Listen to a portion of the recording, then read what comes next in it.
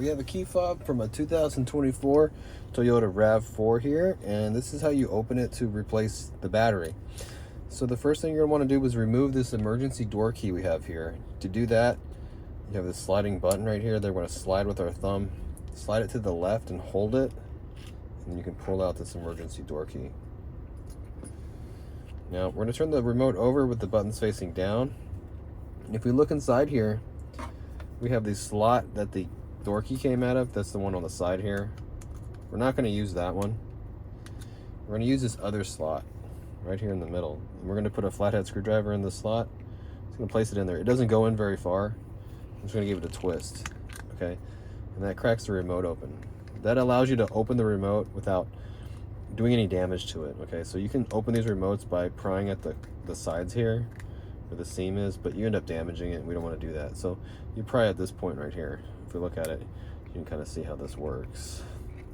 Kind of hides the damage. Now you want to do this with the buttons facing down, because as you can see, everything wants to jump out of this. The buttons and everything are little pieces, so we want to hold it down like that. Okay, we can take this out and work on it if we want to. All right, or you can leave it in the remote and work on it here just by holding it like this.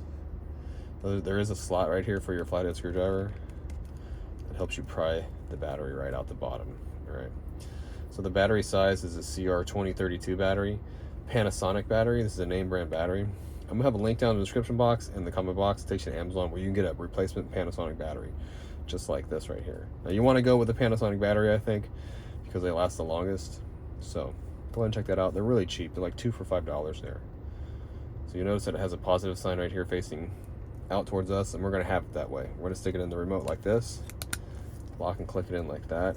And you want to make sure that the remote, if it came out of this little rubber seal, that it's sealed in there the right way. It's sitting all the way flat, okay? And what that is a weather seal. All right, you'll know if you have it wrong when we go to put this back on. You can't get it to just click on there nice and easy like that. If it's giving you a hard time, you don't have it right. You need to go back and look at it. That's pretty much it. You get the emergency door key, lock it back in, everything goes back together, you're all good. So I hope this video was helpful, and if it was, really appreciate it if you could hit the subscribe button for us. That helps us out a lot. Hit the like button and or leave me a comment. That would be wonderful. Thanks for watching the video.